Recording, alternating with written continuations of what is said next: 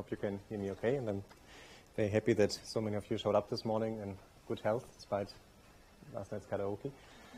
As JB introduced, I will speak about mostly TDI and how it works, and it's an assortment of different slides from that subject. So I hope it fits exactly in the time slot, but let's see how it goes. I always like to start with this background slide. You saw these many times, but this one has a little special thing about it, that it's actually to scale. So I like to show it if there's an opportunity. So you can see down here the little Lisa triangle. This is the sun to scale. Up here this little dot is the Earth-Moon system, also to scale. So I find it neat that you can show it like that. But since we already heard so much about Lisa this week, I will not do any introduction, but focus on the data preprocessing. So what we call the L0.5 to L1 pipeline. L0.5 is the data that comes out of the instrument, essentially. And L1 data is the data that is the input to the data analysis, that you want to extract the gravitational waves from.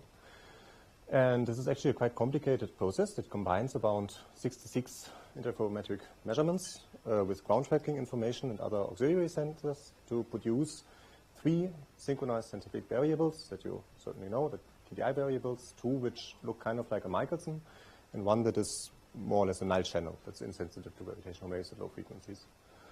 But it also produces a bunch of other quantities that are needed for data analysis, like estimates of the spacecraft positions, the timing, the light travel times, and estimates of the noise. Although these later ones I will not speak so much about, I will mostly focus on how these variables are constructed. As I say here, I'll try to summarize how this processing works, and I will not cover any of the very interesting technical details in engineering, but I think you already had 2 excellent lectures on the instrument, so I hope you're covered for that. So to recap, I think this picture you also saw it in one of the other talks. Lisa has, for its main measurements, the main ones are the 3 interferometers. There's the inter-spacecraft one that is used to sense the distance to the distant spacecraft, and that contains in particular the gravitational wave. There's a reference interferometer, which is used to relate the signals on the 2 optical benches on one spacecraft. And there's the test mass interferometer that is used to sense the displacement of the optical bench and the test mass.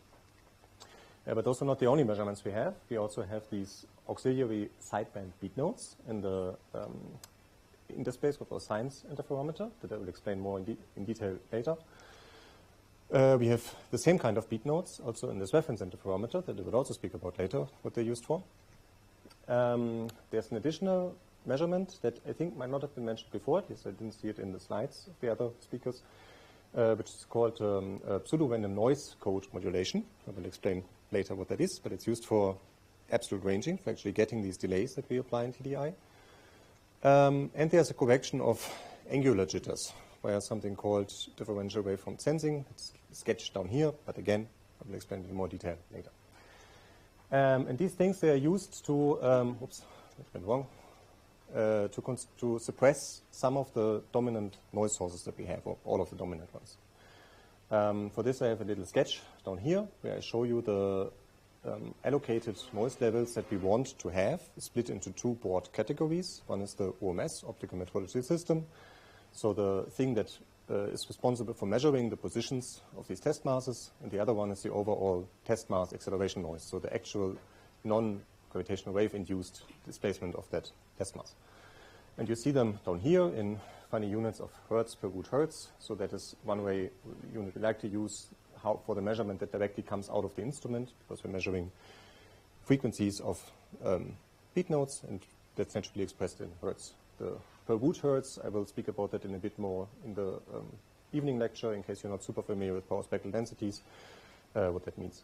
Is anybody here not super familiar with power spectral densities? Yes, okay, at least one person. So intuitively, it just tells you how much power is in a certain bandwidth of noise.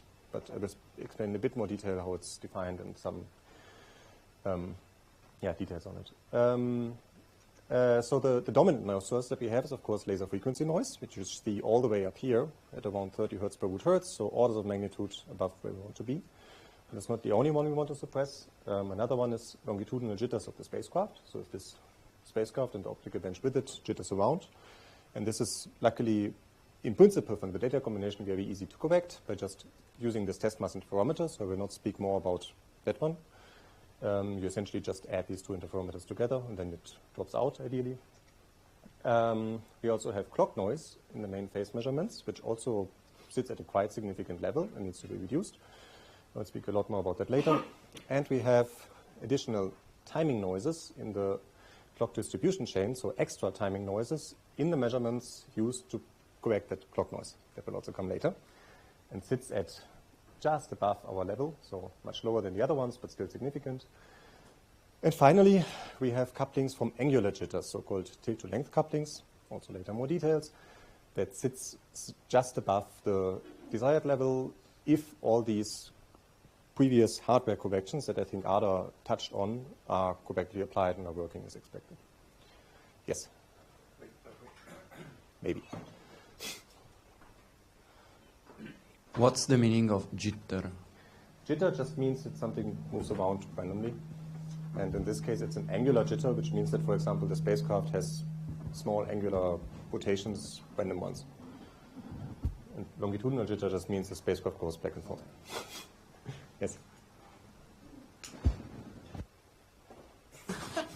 So all the noises here you mentioned are dominant noise, or it's only the later noise that is dominant? So basically all these are dominant.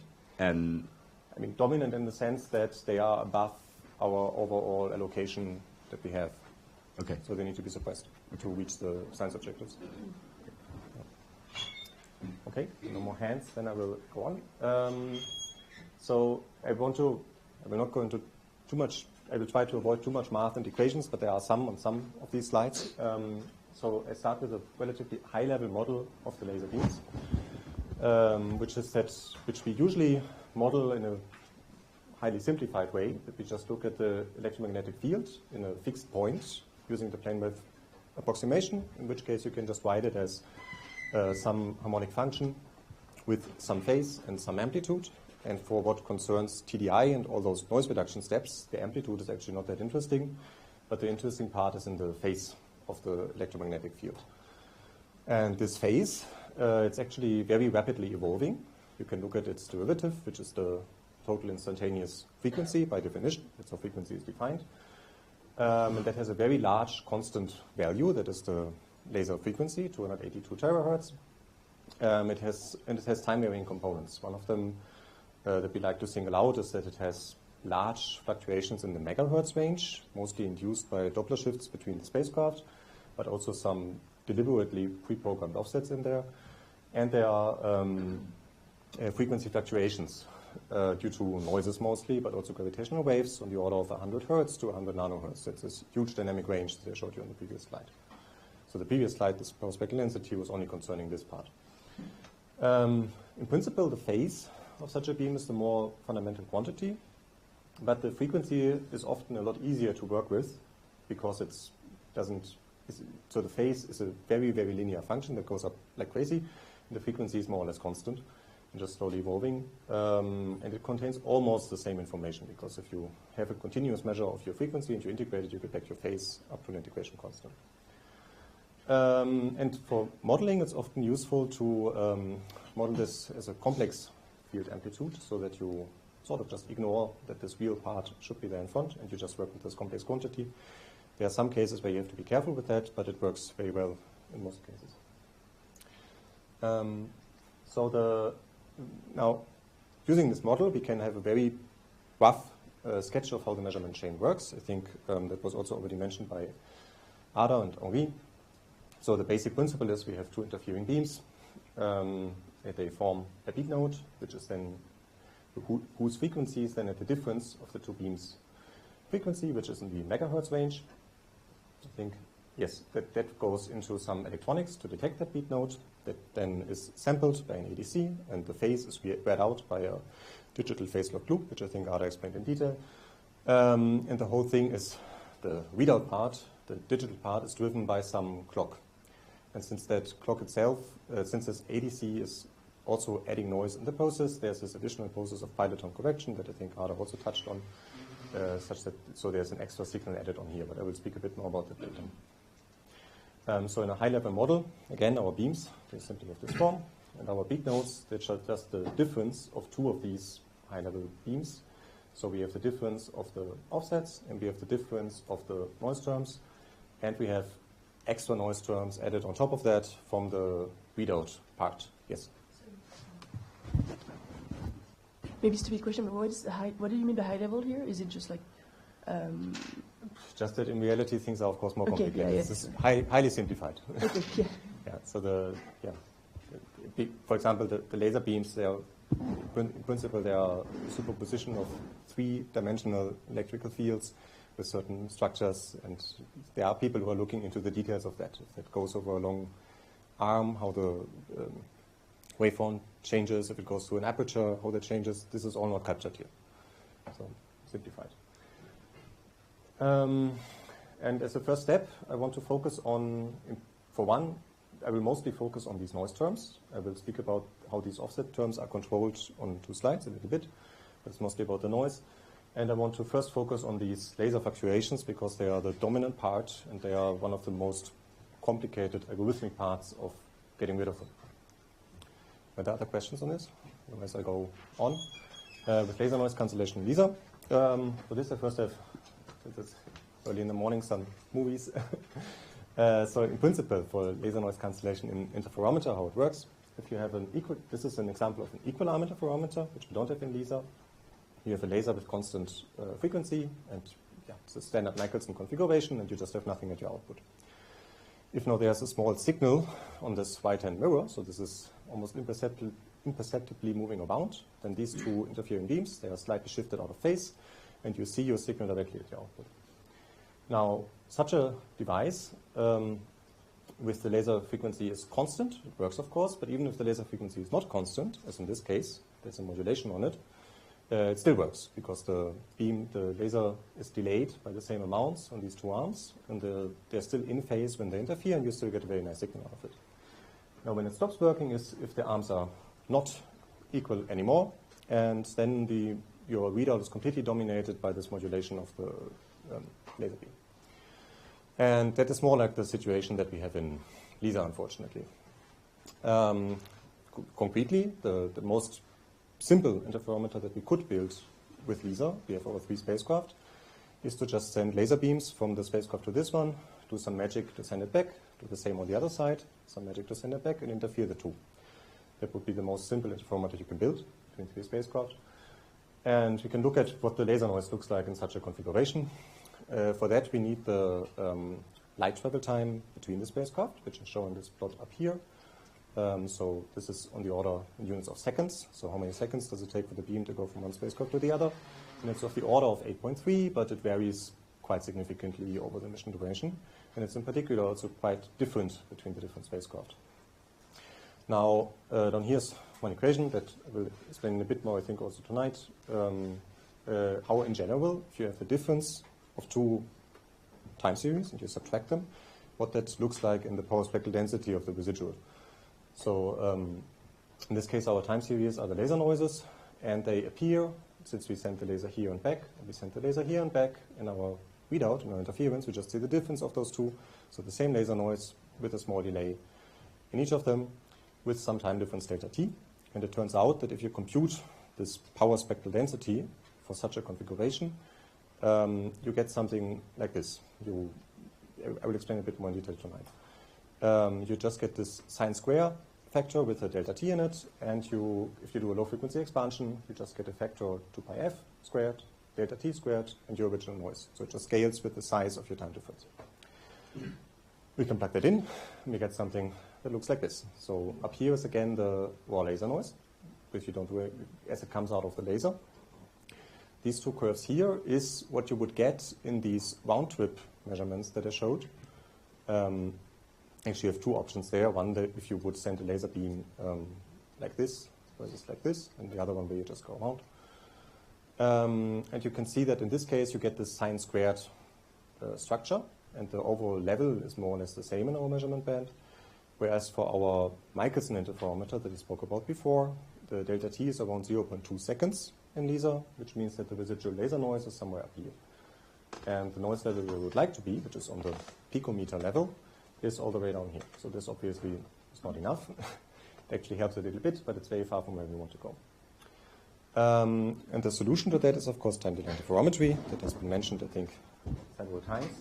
And the basic idea is just to construct such an equal arm interferometer in post-processing by building these virtual interferometers with equal arms. This was first proposed 26 years ago now, but the basic musings on that idea actually already go back 40 years to some first paper with Faller and Bender, although that was not quite TDI, but the problem was already identified very early. Yeah. Sorry? The previous slide, though. Yeah. So if you can go back for a second to the power spectrum. This is in hertz per square root of hertz, but you show the phase. So is it a phase or a frequency? Sorry. In this case, it's frequency, but again, the two are kind of interchangeable. So we like to work in frequency in practice because of the meta behavior. But since frequency is just a derivative of the phase in the Fourier domain, it's just a factor 2 by f. And in terms of power spectra, that's a trivial conversion to go from one to the other. Can you show the formulas for one moment? But I will go into more detail on that tonight. Okay. This is instrument speed, United State analysis 1. I will come back to it. Okay, so that was, again, first generation TDI, and we can look at what that looks like just by computing what is the light travel time of that photon path going one way and going the other way. And if the spacecraft were just fixed in the sky, the two paths would have the same length because they are both traversing the same distance, and the laser noise would cancel exactly. However, the spacecraft are not pinned in the sky, but the spacecraft are moving, which means that when the first laser beam goes along the first link, it sees a certain distance, and the second laser beam sees the same distance, but later, after it has already traversed the first path. And that's why the delta t in this configuration is not exactly 0. It is much, much smaller than for our normal Michelson, and would bring our laser noise down significantly, but not quite at the level where we would like it to be. It would still be a significant entry in the noise budget. And it's also not quite an apples-to-apples comparison, because by building this virtual interferometer, we are also changing how our gravitational wave appears in our signals, because it appears multiple times, it gets delayed, and we should account for that. And I show for you, again, I will explain this in more detail tonight, what the equivalent noise curve that we should compare to looks like. That's this one. So this is with TDI taken into account, and then you see that at some frequencies the laser noise would actually be very significant contributor in this case, which is why in reality the baseline is to use so-called second generation TDI, which has a slightly more complicated path, but it's actually not that complicated, it's just a bit difficult to see. So what's going on is just that each laser beam goes not just once around the constellation, but then it goes around a second time. The same, so the blue one is the first beam, and the not blue one is the second beam. The second beam does the same thing, just the other way around. First goes like this, and then it goes around a second time. And what happens then is that the first beam, if these two spacecraft are moving relative to each other, first sees the closest distance, and then it comes back after a pretty long while and sees the furthest apart distance, whereas the second beam sees not the first distance, but the distance after a little while, and then after yet another little while. And both of them see a differential distance, and if the movement is linear, they both see the same distance. So in the case of linearly moving spacecraft, this thing also disappears. In reality, it does not quite disappear because the spacecraft are not linearly moving. There's an acceleration there, but it's much, much smaller than in the first generation case.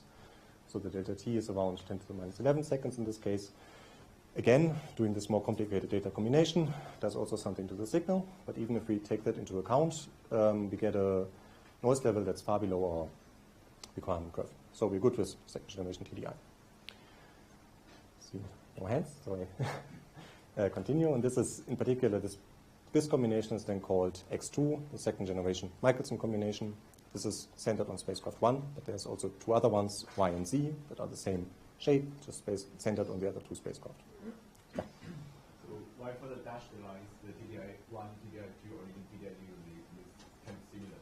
They are not if that different in orders of magnitude point. I mean, in principle, it's, again, I will explain in more detail tonight, but the basic idea is, again, that you have this kind of sine squared transfer function, and if that has a delta t that's in the band, the amplitude of a sine is 1, so you just modulate the spectrum. That's what you see here. So this is just a sine plotted on a logarithmic scale. That's why it looks like that. So in reality, you mean the TDI2 is not that, it's better than TDI1, but not by orders of magnitude. Is that what you mean? I mean, still orders of magnitude, but yes. It's not as much better as you might think. Okay. Let's put it that way. Yeah. Well, so, Otherwise, we don't hear them. yeah, no, of course. Yeah, what's the upper limit? Like, isn't like, could you go to TDI10? Yeah, you could. Yes, in principle, you can continue doing this. You can make your paths more and more complicated, and this thing will vanish to higher and higher order. And do we do it, or is it like No. too? Yeah, why not? We don't do it because it becomes more complicated and expensive to do it. You get a higher and higher suppression at low frequencies, so the dynamic range rises, and this you don't need it. Okay. Yeah. There's also something I will touch upon later. It's called TDI infinity, but I will speak about that later. That cancels laser noise in principle for any number. How does now I'm going to explain how do we actually do that in practice. You always see these nice diagrams of photon paths, but how is it actually produced? So for this, I like to look at a very simple toy model where the spacecraft are just reduced to one interferometer. So this is spacecraft 1, this is spacecraft 2. And we look just at the laser noise time series. So we have our phi 1, we have our phi 2. That are some random fluctuations. And as we explained before, what the interferometer sees is the difference of the two phases. So in particular, the interferometer on spacecraft 1 will see the local phase noise, and it will see the distant phase noise after it has been transmitted to the local spacecraft. So it sees the distant phase noise with a delay. And we like to use these delay operators that I will also explain in more detail later in the talk to describe that. And they're simply defined by relating space-time events, essentially. So we have the space-time event that the beam is received on one spacecraft over here, or in this case over here because it's spacecraft 2. And we need to subtract the laser noise at the instant that it was emitted from the distant spacecraft. So we just trace this back and we evaluate the time series of the distant spacecraft laser noise at the previous time. And this is exactly the light travel time between the spacecraft. And what we do in TDI is then that we want to combine these measurements such that laser noise terms cancel. And the way to do that is simply to do a combination like this. We have the same laser noise, in this case phi 2, appearing in both measurements. So what we can do is we can take our measurement on spacecraft 1 and we add to it the measurement on spacecraft 2, shifted by exactly this delay with which the laser noise on spacecraft 2 appears in this one. And this is also shown here in this little cartoon. What then happens is that the laser noise appears with opposite sign. Here it appears with the minus sign and the local measurement, and with the plus sign in the other one. And if you add them up with the correct delay, it exactly drops out. And that's the basic principle behind how TDI variables are constructed, or at least it's one way to think about it.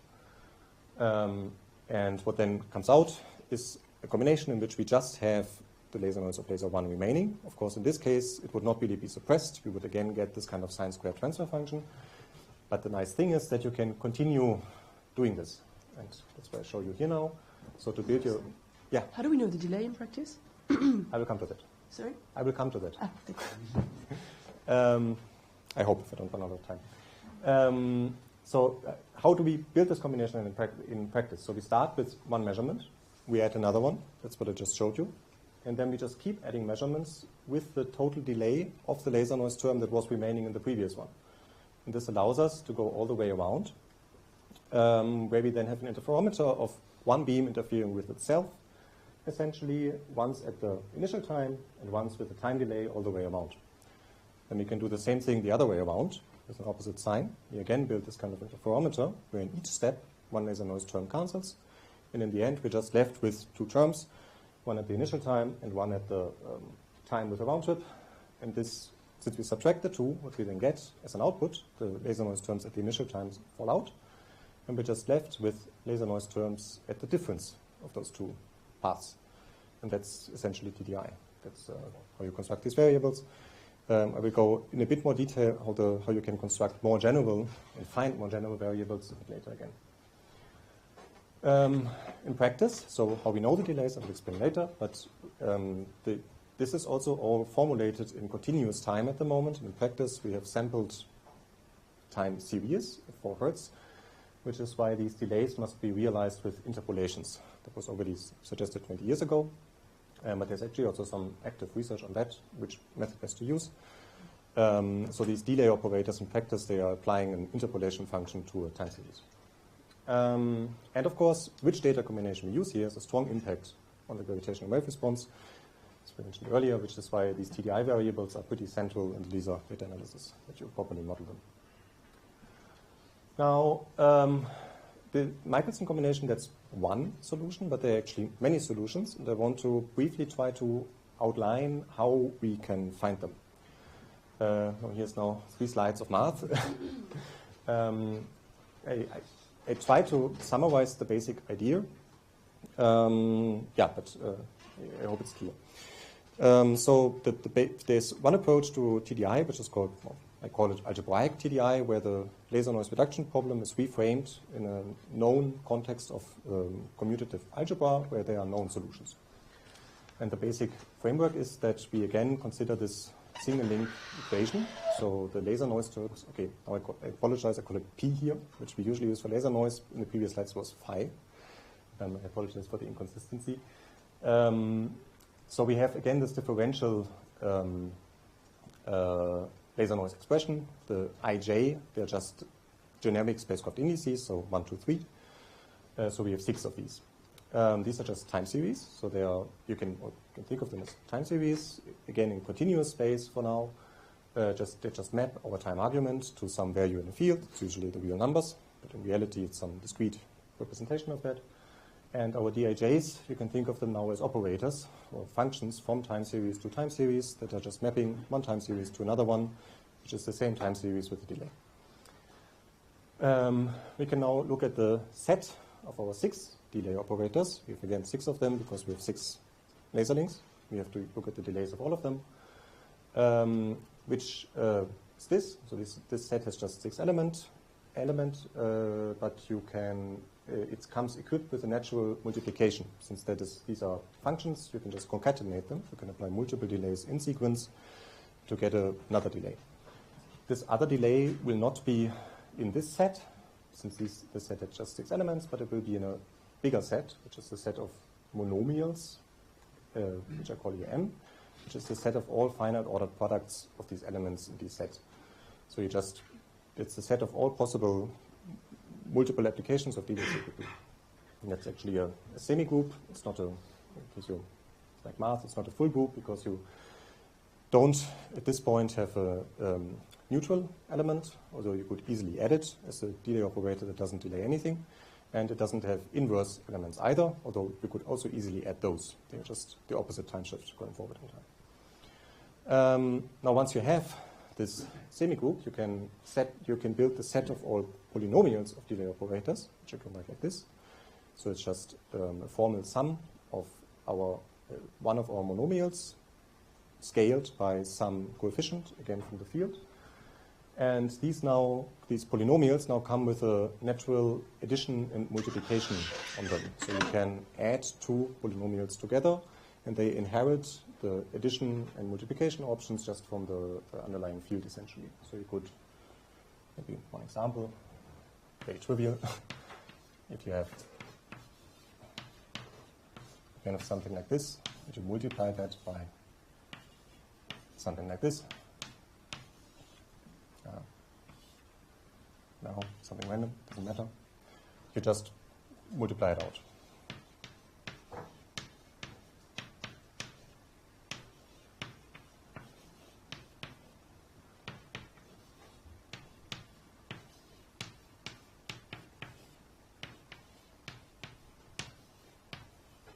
Like that. This is now without applying them to anything. It's just these abstract objects of polynomials. They have these additions and multiplications defined in them, which means that these polynomials on their own they form a ring. That's usually denoted in this notation, the field over this, over this set. But we can, of course, still interpret them as maps from time series to time series, that we just, each of these nested delays, if we now want to apply the whole thing to a time series, x of t. Yes? Yeah, I turned off the light because this is dark. Better? If you want to apply all of this to a time series, you just do it component-wise for each of them. So this allows us to simultaneously write down our equations using these operators, but also interpret them in this abstract space of polynomials. Now, if we want to, we can now reformulate our measurement equations in this framework. For this, it's useful to write them in matrix form. So we have a vector, or rather, it's an element of the module, technically, but next slide, of our laser noise terms. And we have the vector of our measurements. And we can define this matrix that just outlines how the laser noise terms appear in our measurements. So for the first one, we just have, again, the local one with the minus sign and the distant one with the delay. And it's the same for the other measurements. And then this definition of the single links, it becomes very compact. You just have eta equals delays times laser noise terms. And what we want to do for TDI is to construct combinations of our etas. So we want to take our measurement vector and multiply it by a vector of polynomials. Each of our measurements, we are allowed to take multiple copies of it, and we are allowed to apply arbitrary time shifts to them, which is a vector of polynomials. And for TDI to work, we demand that this is exactly 0 for any laser noise realization, which means we can throw out this p of this equation, and we use it to this one, or if we take the transpose to this one, that we have our delay matrix that defines how our system is set up, how our noises appear in our measurement, times our vector of polynomials that we apply to our measurements must be 0. What we can now do, using the stuff from the previous slide, is to interpret this no longer as a map between time series, but as a map on this abstract space of polynomials. And what we are looking for is then the kernel of that abstract map on polynomials. So all the polynomials that are sent to 0 by this map. Which is what I write here on the first slide. This is the last slide with many equations. I'm almost through. So again, the space of TDI combinations is simply the kernel of that map, dt. And there's a slight complication to how to solve that, because as I hinted before, this k is a ring, it's not a field. The reason is that not every polynomial has an inverse. If you have an expression like this, you can't define, like in general, if you have something, there's no, you can't define the inverse of a sum of two delays. The reason is just that for some frequencies, this thing can become 0, and then it's not defined. Yeah. Then I think I didn't understand how the delay. Sorry, I thought that the delay operator would just do a Yes. time shift. Yes. So if you subtract two time shift, But here I don't see why you you can- cannot reverse this. If you do two time shifts, yes, but this is not what this is doing. This is, you have to think of them, you can think of them as being applied to a function. So if you have a sum or a difference of two delays,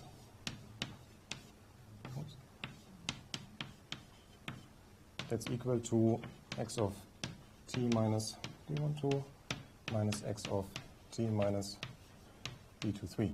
No. And that you cannot generally invert. Because if you have a signal at a frequency that's exactly the difference of those, it just disappears in this expression. And then you would have to divide by 0, and you can't do that. Yeah. Is that clear? More or less? Yeah. I was a little bit lost in the math in that, like, I didn't see why this can cancel noise but not the gravitational waves. Because if you go back to the previous slide, so I didn't see what's the difference. Like, I mean, so this P and eta, these vectors, like, it seems that I can write the gravitational wave signal in the same way. So what's... No, not quite, because the gravitational wave does not enter exactly like that. Okay.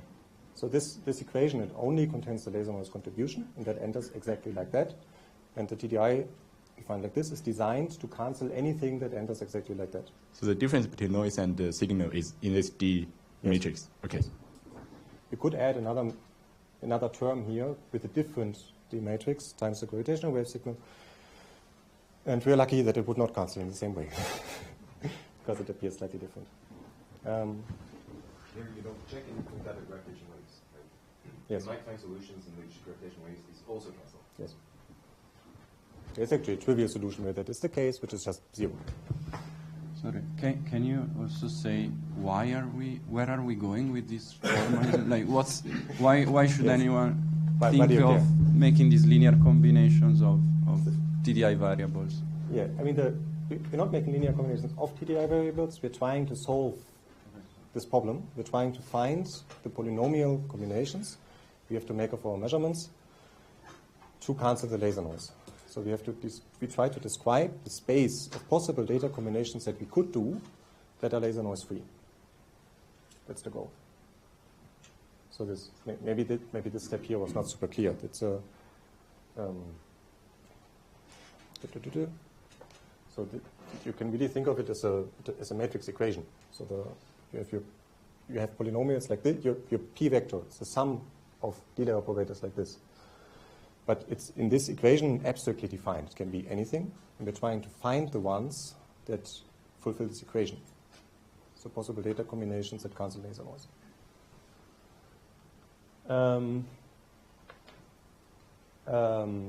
More questions? Yes? Sorry, this. Okay, so I'm just a bit confused. So the thing that we are starting from, the data that we are starting from is the eta, and we're trying to get the p.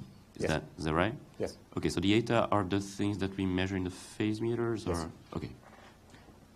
How about the single link response y, ij? Are those things that come later, or? Those I don't speak about here, but they also, that's essentially the same question he asked, that those also appear in our measurements. So in our measurements, we measure the phase difference of the two laser beams.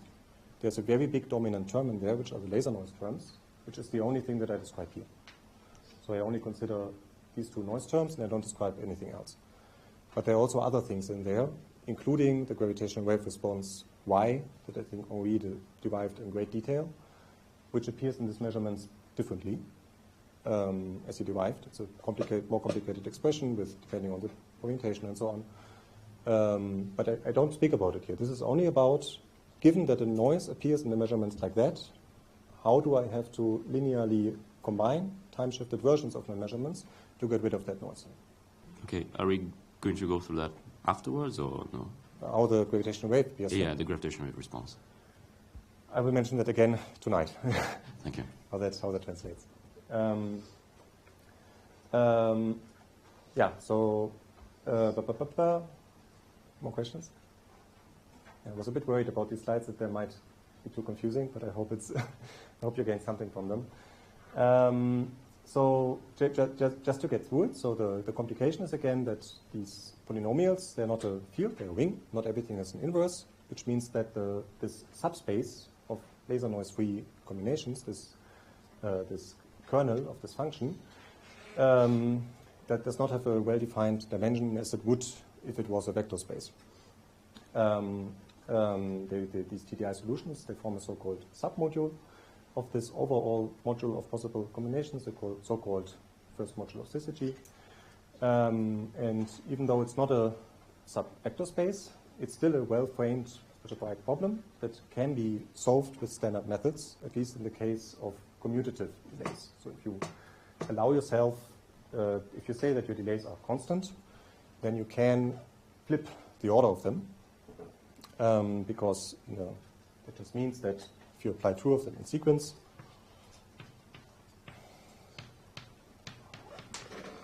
it's just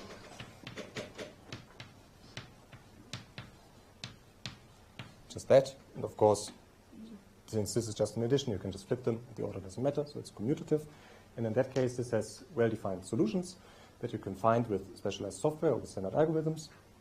But the number of generators to produce this full space depends on, it's more than the dimension of the space if this was a field. And it depends a bit on your assumptions, how many you need. If you do 0th generation TDI, which is not really TDI, so you assume all your delays to be equal, you just need 3. If you use 1st generation TDI, so a static constellation, in which case the delay across one direction of the link is the same as across the other one, then you need 4. And if you look at the so-called modified 1st generation, you need actually 6. But I'm going to only in the following speak about this 1st generation case. In this case, again, you need 4 of them, and they look something like this. So 3 of them are simple Sagnac interferometers. So you just have one spacecraft, and you send a beam one way around, the second beam the other way around. This one we call alpha, and they come again in 3 versions. There's alpha, beta, and gamma, which are the interferometers centered on spacecraft 1, 2, or 3. Now these are just 3, and to really build the full space, you need a 4th one, which is the so-called zeta combination, which is this symmetric measurement between all spacecraft. So each spacecraft receives 2 beams and interferes them, and you add all of them up, and in the end the laser drops out all of them. Now again, because this is a submodule, not a vector space, although you need these 4 generators to exactly represent everything, they're actually not linearly independent. So you can write down these relations between them, that you say this 4th generation zeta is equal to a sum of the previous 3 generators with some polynomials in front. Again, if polynomials would have inverses, you could just solve this equation and get rid of this one, but you cannot because the polynomials don't have inverses. But still, for what data analysis needs, this doesn't really matter that much because in the frequency domain, these terms are well defined almost everywhere, which is why in practice, in maybe good approximation, you only need 3 channels since you have these linear relations between them. Although this has to be checked in more detail for realistic scenarios with time-varying orbits. And the popular choice are these 3 Michelson channels, X, Y, and Z.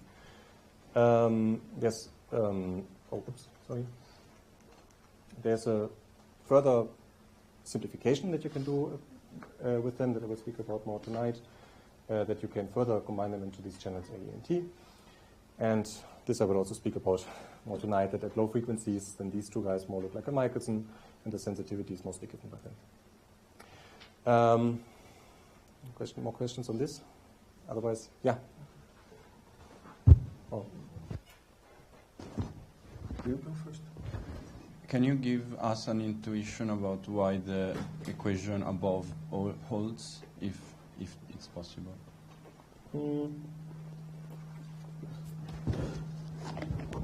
No.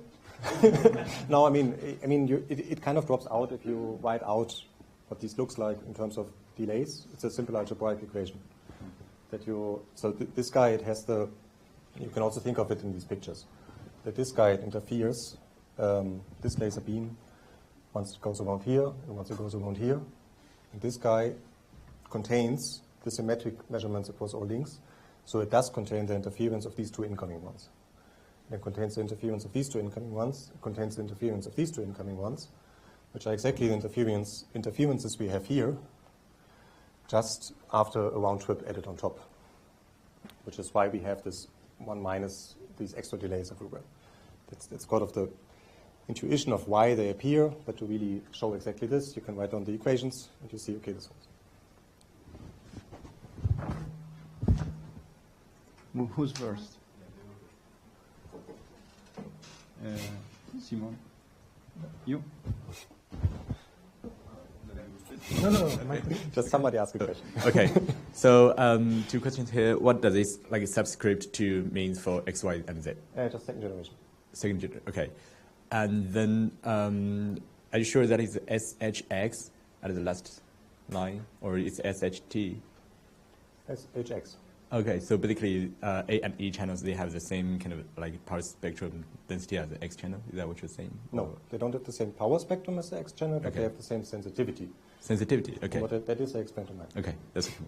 Thank you. More questions? Okay. Then we made it to that part, and now we go to second generation TDI, because all of that, what I just tried to explain, only works in this case that you are able to commute delays, that you can flip the order of delay operators. In this case, these algebraic methods, they're well known, they work. But in reality, unfortunately, that is not the case. We have time-varying delays, which means this equation actually looks more like this. So you have your outermost one, that is time varying, and you have your innermost one, that then also appears with a delay of the outermost one. And in that case, the order matters, because if you flip the order of these two guys, you flip the order of these two guys, then they appear with a delay, and it's not quite the same expression.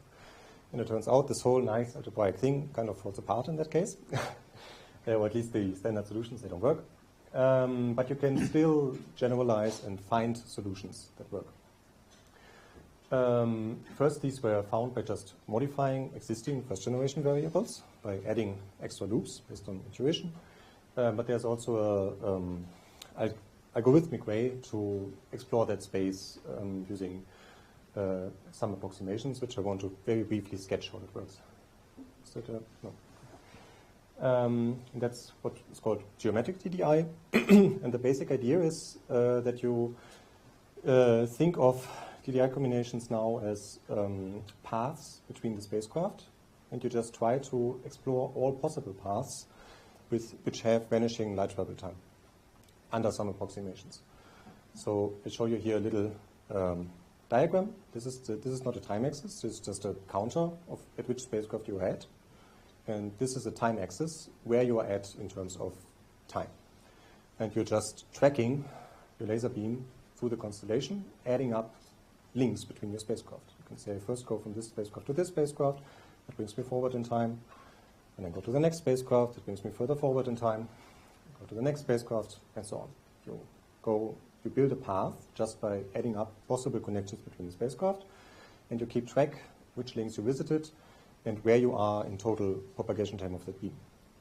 Now, in principle, you can, in this case, go in either direction. You can say, I want to check if I go from this spacecraft to this spacecraft forward in time, or I go the other way around, which is what we usually do in practice, because, of course, you can only measure things that have been in the past. But for computing these combinations, you can go either way. So then for your second beam, you just go backward in time. And in this case, I again showed you the same kind of Michelson combination, just how you can write it as this kind of string. And this formulation is now useful because you can, just by brute force, build all possible kinds of these strings and check for all of them. Do they have vanishing light travel time under my approximations of the orbits? This is what I just very briefly outline here. So you just do an exhaustive computation of all of these possible strings, you up to a certain length. You compute the time difference between the first and the last event in that chain, because you always just went forward and backward in your time axis. And you discard any combinations for which your time axis is bigger than your threshold. You can do this computation numerically, you can do analytic approximations, you can do whatever you want, and do this. In practice, it's useful to first do it a bit analytically, because to first order, if you can start by looking at for laser noise to cancel with time-varying orbits, it also has to cancel with constant orbits. So you can first look at the simplified case and throw out most of the possible strings. And in practice, the first paper on that, this was done by just doing an analytic expansion of the light travel time, that you say it's evolving linearly, and then looking for strings combinatorically that fulfill that condition. This has been later also shown that you can be a bit more general due to symmetries in the combination, but you can also do it numerically. And what then comes out is that you get a huge catalog of possible TDI combinations. And here's a little table showing many of them. So I have here on the left-hand side a notation with C, lower index, and the number. The number is the total length of that path, total length of events in that chain. And the lower thing is just a counter. So C1, C2, C3 with 12 links, 14 links, 16 links. The ones that are found already in this first paper by Vallisneri, they're in this first table, so-called L.closed. In particular, there's a Michelson combination in there, but under that condition, there's not in there a second generation version of these Sagnac combination. These were added later by Martina et al., who's sitting up there, because it turns out due to the rotational symmetries of the constellation, they actually cancel laser noise to the same level as under this L.closed condition.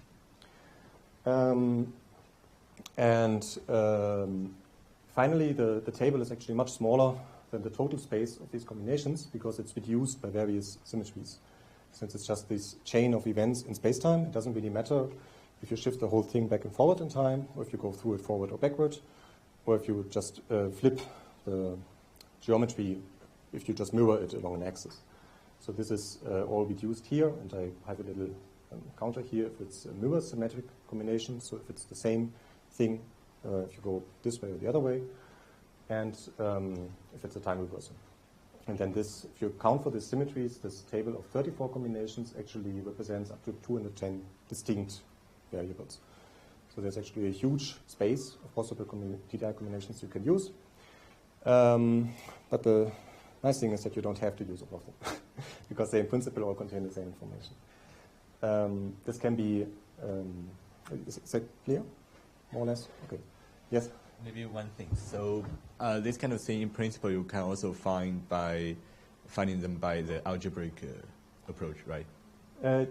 These ones, unfortunately, I come to that actually on the next slide. The algebraic approach only works for first generation TDI. Okay. So with that, you cannot tell, does this also reduce laser noise in the more realistic scenario? Okay. And the combinations, they live on a slightly different space because for second generation, the order of delays, it matters. For first generation, it does not. So you can have multiple second generation variables that are all represented by the same first generation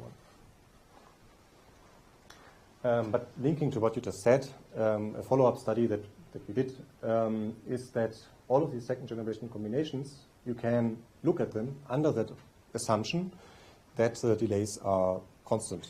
And then you can represent them in terms of these generators.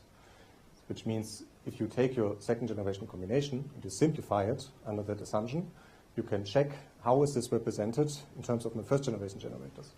And you actually get relatively simple expressions, like this first guy, C112.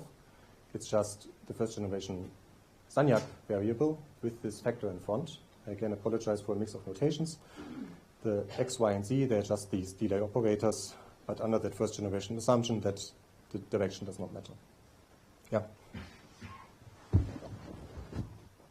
How does it work in practice to implement this? Let's say tomorrow you found TDI infinity combination, the laser is already in space. Can you still apply these techniques on the ground, from the ground? Like, can you? In practice, this is all post-processing. Okay. So what you get from the spacecraft is just these single-link measurements, and all of this magic is done in post-processing. Mm-hmm. You can build whatever you want. Thank you.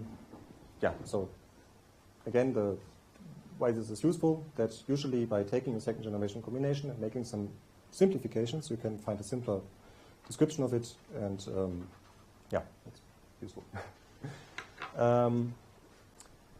Finally, last part of the theoretical background of laser noise reduction is that I wanted to briefly mention is this new technique called TDI infinity, which is actually very similar to the algebraic approach, just slightly different. There's also an expert sitting here, so please correct me if I say something wrong.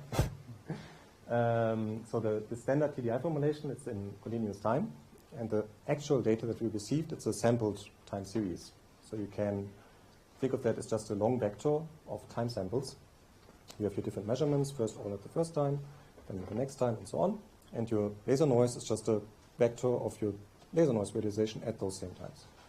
And you can then write your measurement just as some matrix that again encodes how the laser noise is a linear measurement, plus a gravitational wave, plus a noise, and so on.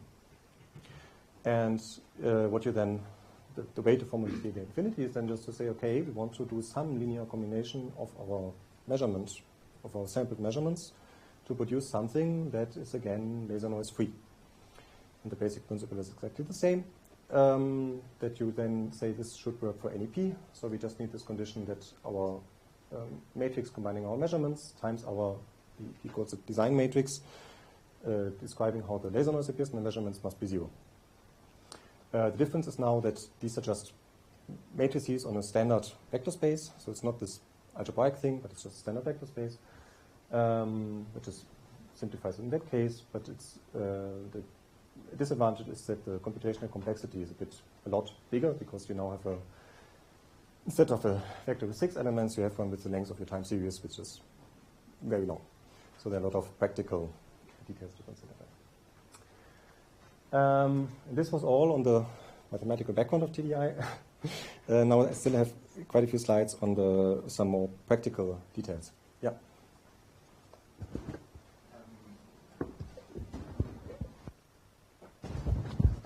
How well does this TDI infinity work in practice? Because I think you're assuming that basically the sampling works perfectly, right?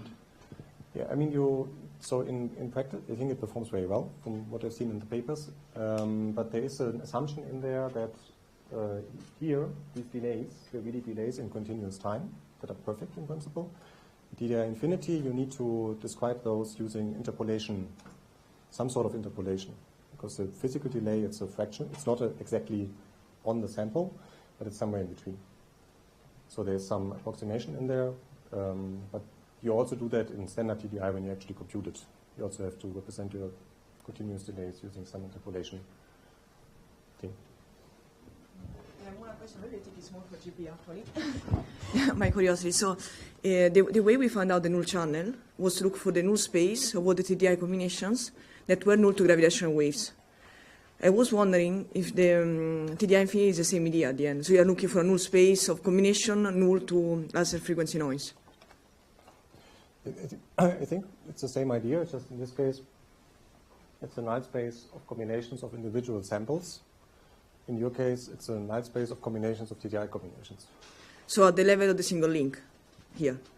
Not even a single link, it's a time series. So if you have a day of data, this is 100,000s of samples. In your case, it's 3 TDI variables, so however many. But it's the same idea, you look for a null space in the end. Okay, maybe we can I think we have to accelerate a little bit, because we just have half an hour left. So this was all theoretical. It was all in this nice, simple assumption that you have these single links in which your laser noise just appears with perfectly known delays. Reality is unfortunately not so kind. One big problem is how to match that with different clocks that we have in the constellation. So there are different timescales in LISA that are relevant. One of them is the TCP time, the barycentric coordinate time. That's the standard one that's used for data analysis. It's just a clock co-moving with the barycenter of the solar system. It's a nice, neat definition, and it's often used as this in the standard formulation of TDI. If you formulate it in this time frame, your delays are just the light travel times expressed in that time frame. Now, another time frame that's more appropriate to model the physics inside the spacecraft is the proper time of that spacecraft. We have 3 of them. Each of them has a different proper time. They are related to the barycentric coordinate time with general relativity, and they are defined as the time of a perfect clock sitting in one of those spacecraft without any instrumental imperfections. And finally, we have the actual clocks that are on the spacecraft, which are physical devices. They are ultra-stable oscillators, which differ from this proper time by physical imperfections, and they are the only timescale that's actually directly accessible by the satellites. So these are what all our measurements are expressed relative to. Now, the nice thing is that this whole idea of how this geometric TDI formulation works, it doesn't need the measurements to be expressed in a global time frame. So I again repeat a little bit how it worked in the global time frame. So you have your TCP time, and you do this combination of measurements. But you start from some event where the two beams on one spacecraft, you add to that other measurements delayed by the right amount, by the light travel time, and what you get out is an interferometer. In this case, the light travel time is in the TCB. And what you get out, this slide's a bit broken, I'm sorry about that. Okay. Is this difference of laser noise terms expressed in the global time frame with some time difference, in this case a pretty big one because it's a simple microsystem. But you can do exactly the same data combination with data given in terms of clock times. So in this case, your measurements, they are sampled according to the clock of the spacecraft. And the same event that you identified here, it's just simply labeled now by a different timestamp, the one given by your local clock.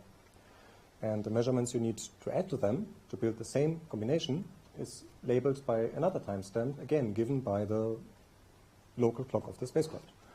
And this time difference, which is the delay that you have to apply, is what we call a pseudo-range, which is something that you can actually measure on the spacecraft because it compares the actual clock times. And the combination that you get out is exactly the same one. You again have this difference of phases at these times. It's just expressed in a different time frame. It's now given in the time frame of your local clock on spacecraft 1. So that's pretty nice in principle. So TDI doesn't really change. Does this assume that the clocks have the same imperfections? No. I mean, the clock on the same spacecraft, of course, yes, because it's the same clock. But the different clocks on different spacecraft, no. So the basic principle for TDI, it works also if you have clocks in different spacecraft, but how you actually measure this pseudo-range, I have a few more slides on that, because there's some technical details. The main difference is that instead of using the, let's say, distance between the spacecraft divided by c as delays, you use that plus any deviation between the clock to relate the same events. Do you know the deviation beforehand? You do not, but you can measure it. I get to that.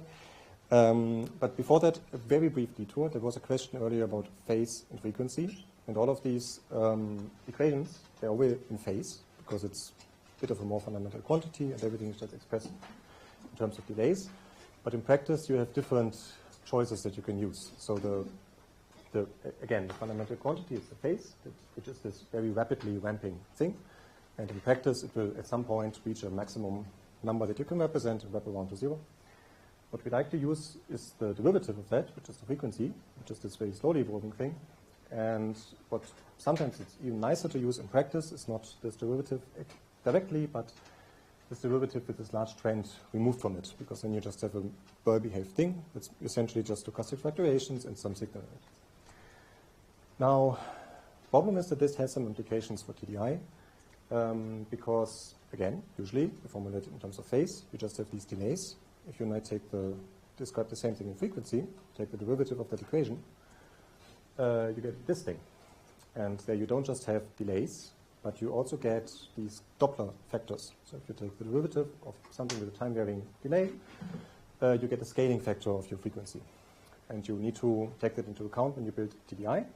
The nice thing is that it's very easy to do that because you can just define a new operator that is now not just a time shift, but it's a time shift and a rescaling. And everything else that we spoke about still holds. So the same algebraic structure, same ideas function. You just need to do that, because if you don't do that, you actually get quite sizable residuals. I give you here a small plot of what that might look like. So here is, again, a 1 picometer curve for second generation TDI. Down here is the laser noise level that you could theoretically get. And up here is the level that you end up with if you don't take these Doppler shifts into account. So it's just a technical detail. In case you work with TDI and use, for example, PyTDI, there's a trigger there to enable that or disable that. That's what it does. Solution is just replace those operators. Now we get to the question that you asked: how does this with the clocks actually work? Yeah. Just a quick.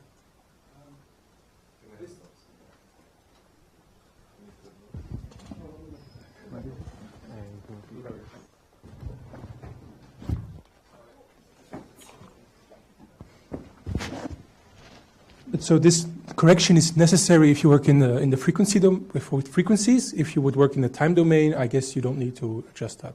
It's all in the time domain. Okay. It's just if you work with the phase or with the derivative of the phase. Okay. It's still time domain. It's just a slightly different but very related quantity. The derivative of the function contains almost the same information as the function itself, but it's still time domain.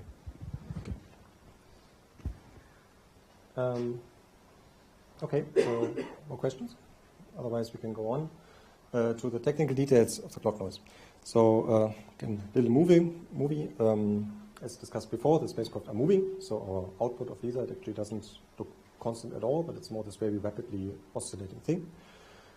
And what we're interested in, so this thing oscillates at around 25 megahertz. And what we're interested in, our gravitational wave, are small fluctuations in the position of that mirror, which correspond to small phase shift in this rapidly oscillating signal around microcycles. Now, another small detour. How do we actually make sure that this thing is at 25 megahertz? That's being accomplished by something that we call laser locking and frequency planning.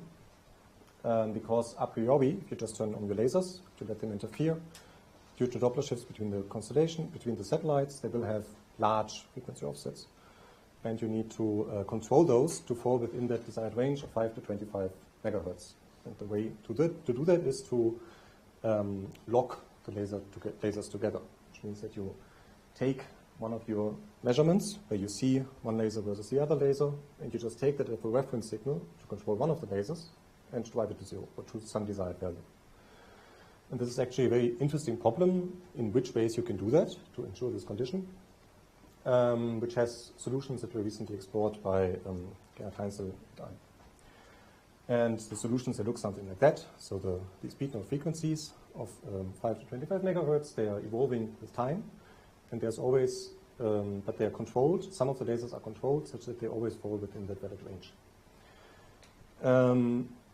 And the way, again, as I said, how that works is by controlling the output of each of the 5 of the lasers such that the corresponding beat note is at the correct value. A side effect of doing that is that information is a bit moved around between the beat notes in the constellation, which drastically changes how the measurements look like, actually. I've done here a little time domain plot. So here's simulation, time in days. Here's the beat note frequency in hertz. And you can see that some of them are essentially perfectly linear functions, and others have a lot of noise.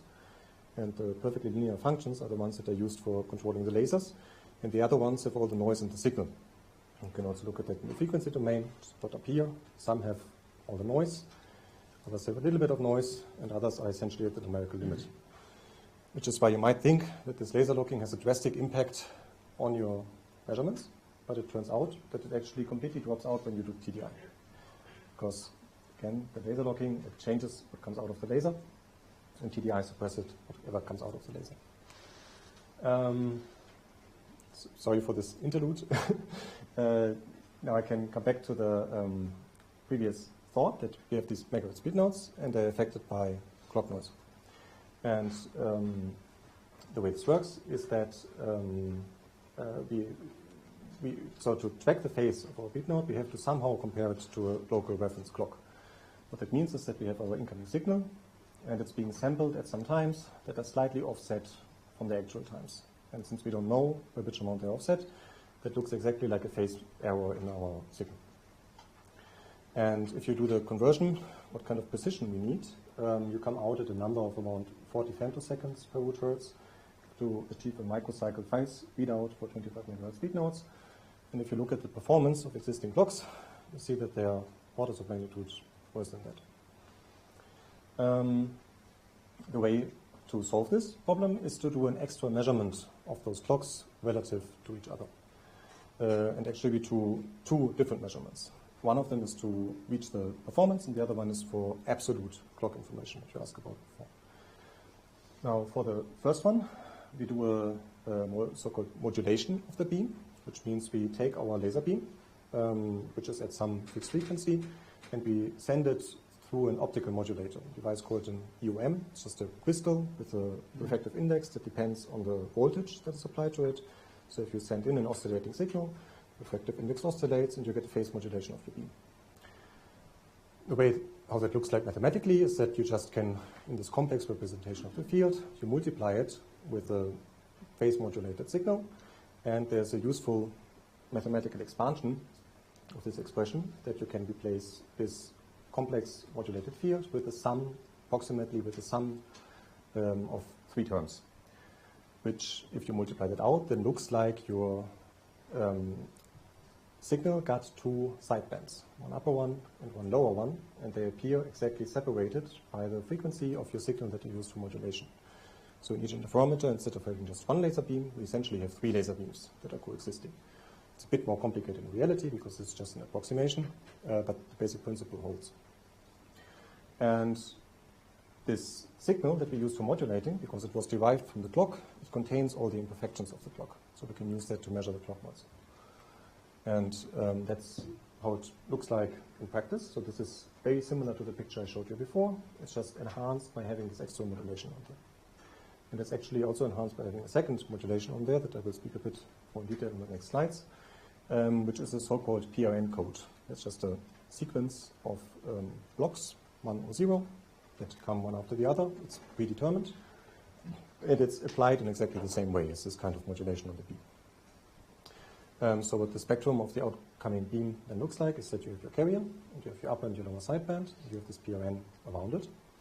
You have the same thing on the other spacecraft. You modulate it with the signal derived from the clock of that spacecraft, and it also gets sidebands, which are at a slightly different frequency. And when you then interfere the two, you get your previous carrier-carrier beat node, but you also get beat nodes between those extra beams. The basic idea is exactly the same as what I think we and Ada already derived, where you get these beat nodes, just with these extra laser beams that now contain your clock information. On top of that, you also see these PRN codes that are used for absolute ranging. And the basic principle is just that if you have this deterministic sequence of ups and downs, and you have that in the distant beam, it arrives here with a time delay, so you have the same sequence of ups and downs shifted. And since you know that sequence, it's predetermined, you can reconstruct from that what was the time shift in the spacecraft. Now, to actually reach the performance that we need, it's a bit more complicated because you need to. How do I say this?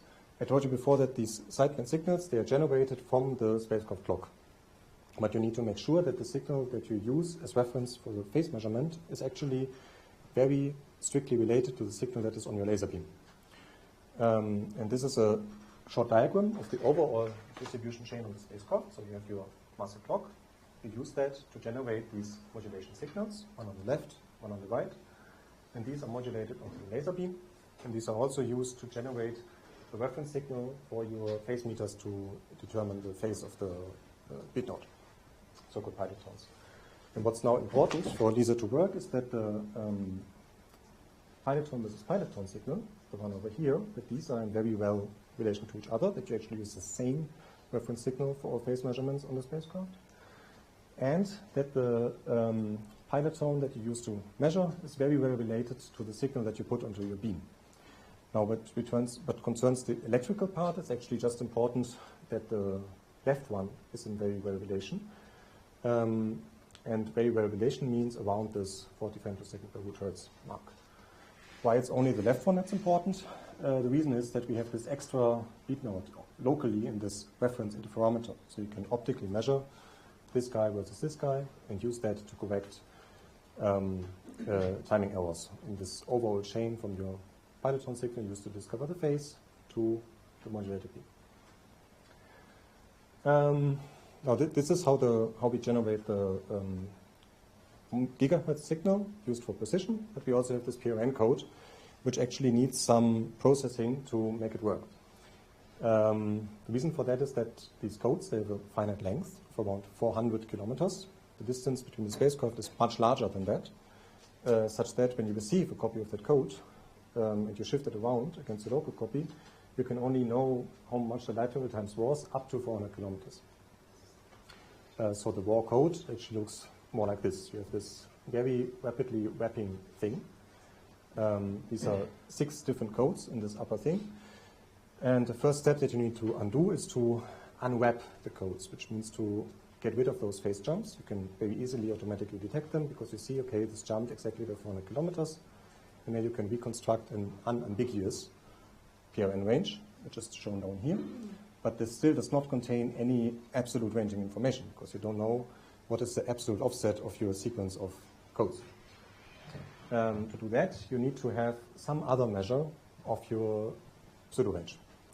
And if you have that, for example, one way is to use ground-based observations to get that. Another one is something called PRN ranging that I have on the next slide. You get your actually disambiguated PRN code, which then might look like this. And that contains your physical light travel time, but it also contains any timing offsets between the clocks, because they were used to generate those codes. And these PRN codes and these sideband beat nodes, since they contain exactly the same information, you can combine them in post-processing to get a better estimate of your pseudo-range that you're interested in. The PRN itself, it has this absolute property after some processing on the previous slide, but it's very noisy, whereas the sidebands, they are very precise, but have a huge ambiguity because they are very high-frequency signals, so they're not that useful for absolute ranging. But if you combine the two, you get something that looks more or less like this. So this is now the power spectrum of the combined signal. Up here is the noise of the PRN on its own, which is on the order of meter per square root hertz, so relatively noisy. And down here are the power spectra of the corrected PRN codes once you used the sideband measurements. And there's actually two curves here. One is if you just use them directly, and the second one is if you also use this previously mentioned reference interferometer to correct for noise in that second electrical chain. Then you get down to this lower level. And that's what we do in practice. And what we then get out of that is pseudo-range measurements that are accurate enough in total time and precise enough to do clock noise correction. Now, I briefly touched that. An alternative to disambiguating the PRN code and finding its total offset is this procedure called TDI ranging. And the principle is actually very simple. For TDI to work, you need to apply the correct delays. And you can turn it around to find the correct delays by fitting your noise level in your TDI combination. So you start with some initial guess of what the delays are, and you get some high levels of frequency noise level, for example, up here. And then you use some parameter estimation method to find the correct delays by minimizing the noise level. And this works very well. This can also be augmented by intentionally putting some noise on the laser, which you can see here in this little by these two calibration tones. And this whole procedure, all of what I just talked about, was actually also demonstrated experimentally. There's in Hanover, there's an experiment called the hexagon experiment that contains all of this functionality, PRN ranging, sideband beat nodes, and also the TDI ranging, and showed that you can actually do this. So this is not just theory, this is verified in actual hardware. This is a complicated plot that I'm not going to speak about in detail, but the input noise level is up here, and the output noise level is down there, and it's much lower. So this was now a few technical details on how we actually exchange the clock information. Now I have a few more slides on what you do with that information to get rid of the clock noise in your TDI variables. And there you have essentially two options. One of them is to just use your total phases and total frequencies. And as I had on the previous slide, in principle, you can, in that case, already construct these TDI variables by just putting in the information. What happens is that your delays, they have to be very precise because your signals are now these very rapidly evolving phases for these very large frequencies that receive these Doppler shift factors. But if your delays are very precise, and they are, because you can construct these combined measurements, you can actually directly just use them and build the standard TDI combination, and you get rid of laser noise and clock noise at the same time. Now, an alternative that's numerically a bit easier is to not work with these large quantities, or these rapidly evolving quantities, but first subtract these trends. But with respect to clock noise, it has the disadvantage that the time shifts that you apply to your measurements, they no longer couple to the speed note frequency, and you're left with the residual. And you can go through the math, what that looks like, this residual in your data. So your single link measurements, they then contain your laser noise terms, but they also contain clock noise terms. I'm not going to speak about it in much detail, but you can just track how do these noise terms appear in your expression. And you see that your TDI combination, we have again our delay polynomials, these QI clock noise terms, they will appear with some delay polynomials in front of them. So a complicated combination of clock noise terms. And what you have to remove then are your sideband measurements, which measure the differential clock noise of the local clock, and this should be 1, 2, and the distant one. And so you have to find a complicated data combination of these guys to get rid of all of these guys. And luckily, it turns out that this can actually be done for any geometric TDI combination. And to summarize a bit, so with respect to clock and time-related issues, we have two sort of levels. We have the onboard measurements, which allow us to, with high accuracy and high precision, measure these pseudo-ranges. We need the accuracy for laser noise reduction, we need the precision for clock noise reduction. But we also need some measurement with respect to our global time scale for data analysis. And this is established via ground-based tracking, but the accuracy for that you need is much, much lower than what you need in between the spacecraft. And I think that's the end of the clock noise subject. And now I have a few more slides to speak about the remaining calibrations that we do in LISA. And which is this tilt to length correction. Yes?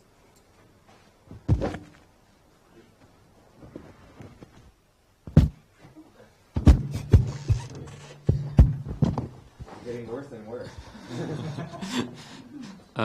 Okay, so to summarize this clock part, I understood that you have a problem that not only your proper times are all different between the spacecraft, but also your actual measurements are noisy. Yes. And the thing that you can measure is the pseudo range and not the difference in TCB or whatever global clock you want. And then you talked about these PRNs and sidebands, and they are combined to measure the pseudo ranges very precisely, right? Yes. But how do you go from the pseudo ranges to the things you actually want, like the differences in TCB? So first, for one thing that's important for doing this noise reduction step, you don't need the differences in TCB. You can do all of that using just the pseudo ranges, and that's where you need the high precision. Okay, so you do TDI using pseudo ranges directly? Yes. Okay. That's what I try to, not very successfully, which is entirely on me, explain with this slide, that you can, this is the data combination that you would derive in the standard formulation of TDI, but you can build exactly the same data combination using pseudo ranges. These pseudo ranges, they connect exactly the same events in space-time, just with different time tags. And what you need for laser noise to cancel out is that these final events of the two laser beams that you combine are at the same time.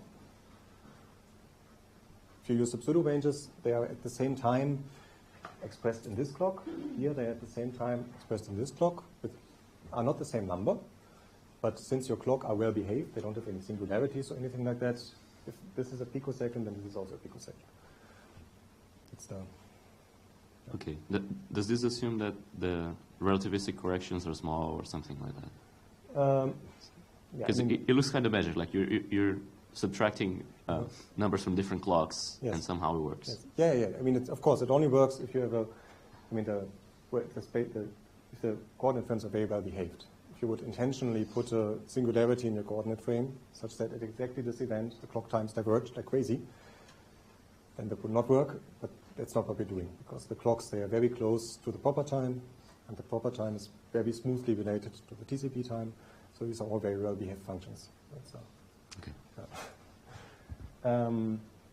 But I thought about putting in slides also for your second part of your questions, but then I thought I already have too many. I think that's true. But you do need the light travel times in the TCB for data analysis, because the final data analysis people, they don't want to worry about all these clock imperfections and so on. They just want to have data in a well-defined time frame, and light travel times in a well-defined time frame, and use that. And the way to get them is twofold. Let me get to the corresponding slide.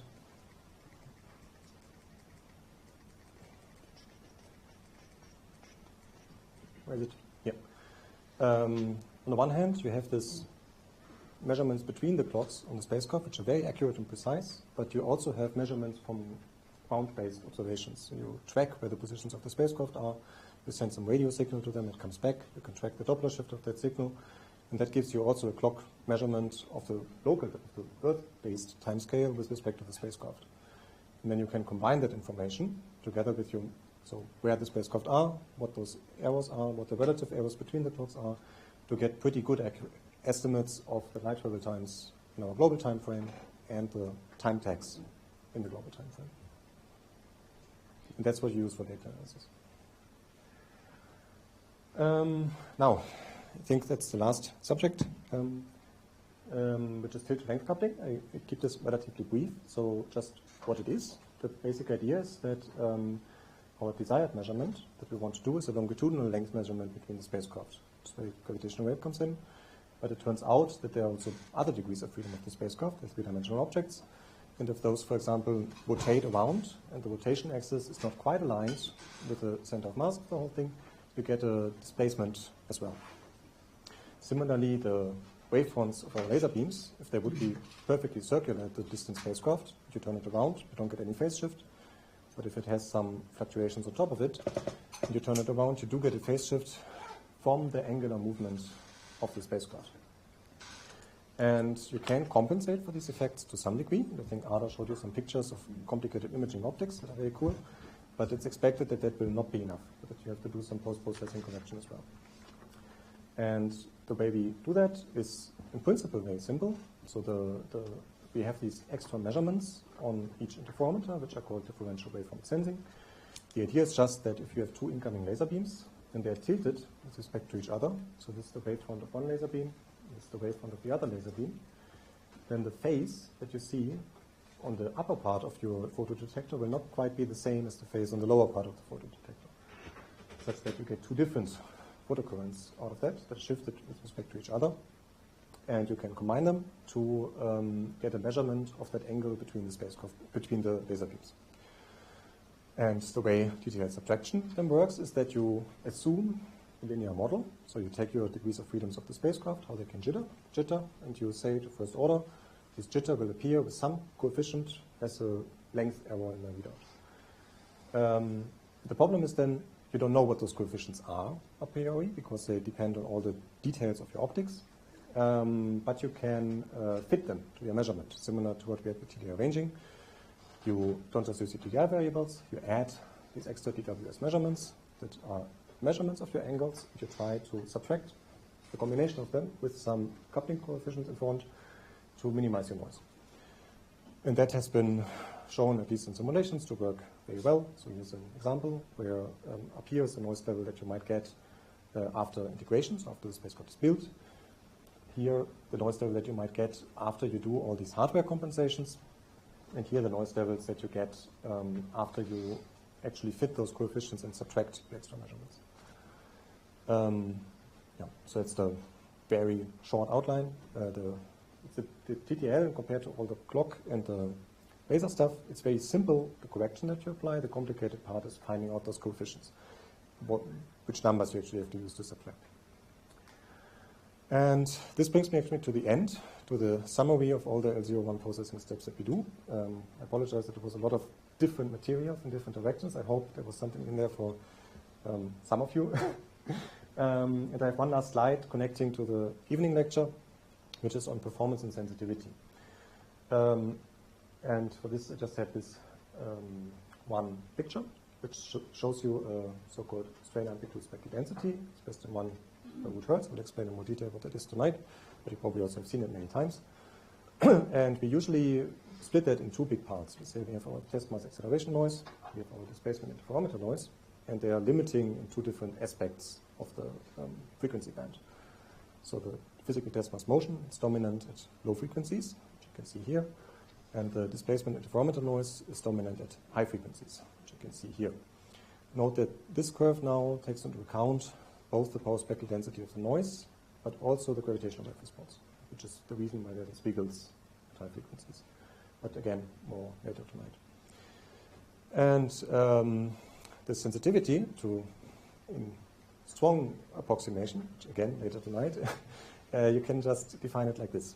So you take your acceleration noise as it overall appears in your Michelson X channel, and it gets multiplied by some transfer function, depending what you did to your data. You take your OMS noise as it appears in your Michelson channel with some transfer function, again, a different one, depending on how it appears in your data, and you normalize that by twice the response of X. And this factor 2 is there because of what I mentioned before. You have these three channels, A, E, and T, and A and E both have the same sensitivity of X, so the combined sensitivity of the two is just the 1 of X divided by 2. And again, that's a strong approximation, and but it's used actually for the performance modeling of LISA to build the whole mission.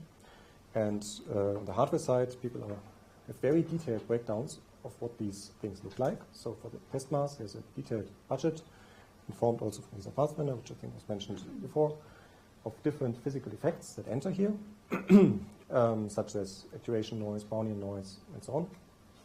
And on the OMS side, similarly, there's a detailed breakdown for all the different interferometers, for the noise sources that directly enter there, but also for residuals from all of the things that we just discussed. All these processing algorithms, they are suppressing the dominant noise source, but since you're adding in new measurements, you also add in more noise, often in complicated ways. So these are the ones that usually have the more interesting, complicating residuals, but they are subdominant with respect to the main ones that you really can't do anything about, like shot noise and the main example.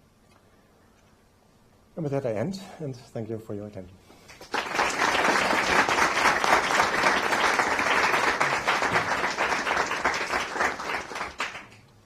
Any questions?